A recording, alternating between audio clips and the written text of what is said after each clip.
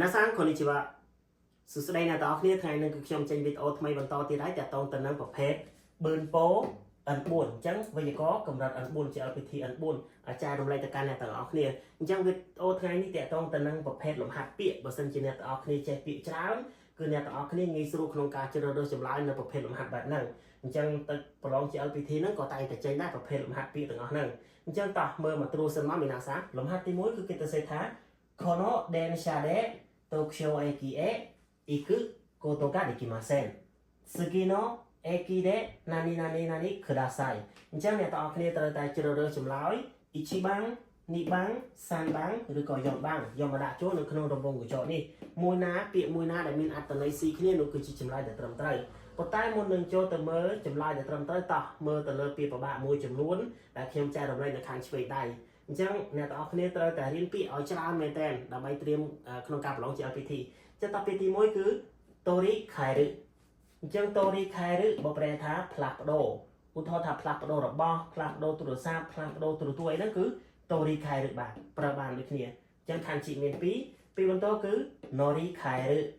អញ្ចឹង Nori Kairu បើប្រែថាប្ដូរជើងជិះសំដៅទៅលើរថភ្លើងឬក៏ឡានក្រុងឬក៏តាក់ស៊ីហ្នឹងគឺអាចប្រើ Nori Kairu បានអញ្ចឹងខណ្ឌជីមាន2ដូចគ្នាខណ្ឌជីនេះគឺស្តៀងគ្នាពេលបន្តគឺ Densha អញ្ចឹង Densha ខណ្ឌជីមាន2របៀបអានគឺ Densha បើប្រែថារថភ្លើងតពាក្យបន្តទៀតគឺ Machikaeru បើប្រែថាច្រឡំឬក៏ខុសអញ្ចឹងតកន្លែងនេះគឺត្រូវចងចាំពាក្យមួយហ្នឹងពីព្រោះគេប្រើប្រាស់ច្រើននៅក្នុងប្រទេសជប៉ុនតពាក្យបន្តដោយសារតែកន្លែងនោះគឺអត់មាន space ក្នុងការសរសេរកន្លែងក្នុងការសរសេរខ្ញុំបានលើកយកមកដាក់នៅខាងក្រោមនេះចឹងតោះរៀងប្របាក់មើលបន្តិចពាក្យបន្តគឺ Tokyo Eki សំដៅទៅលើស្ថានីយ៍រថភ្លើង Tokyo ពាក្យបន្តទៀតគឺ Hikosu ហ្នឹងចេញមកពី maske គឺ Hikoshimasu មកប្រែថារើផ្ទះរើបន្ទប់អីហ្នឹងគឺ Hikosu ទាំងអស់តោះមីណាសានមើលទាំងអស់គ្នាតើយកចម្លើយ1番2番3番ឬក៏4番យកមកដាក់ចូលនៅក្នុងកន្លែងចុចកន្លែងរង្វង់កញ្ចក់នោះចឹងតោះមើលមីណាសាន Kono Densha de Tokyo Eki e Iku Koto ga dekimasen 次の駅で何々くださいអញ្ចឹងពីប្របាក់ខ្ញុំបានដាក់ឲ្យហើយកន្លែងនេះអធិស្ឋានទាំងអស់គ្នាគឺខ្ញុំសរសេរខុសបន្តិចកន្លែងនេះមិនមែន Nori Kairu ទេគឺ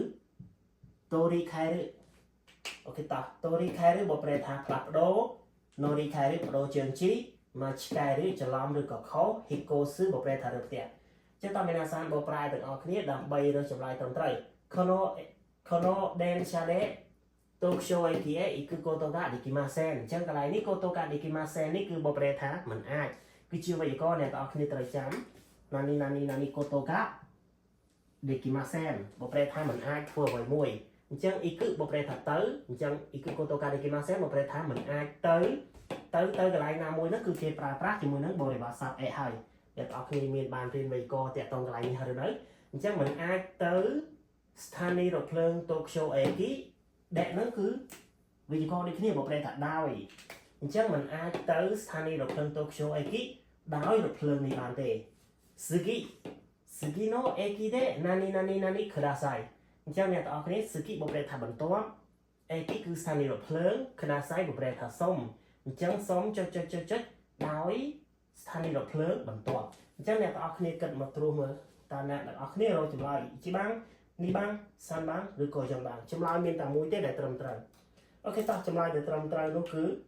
2番ですអញ្ចឹង2番គឺជាចម្លើយដែលត្រឹមត្រូវ Nori Kairu បើប្រែថាបដូរជើងជិះអញ្ចឹងចម្លើយគឺ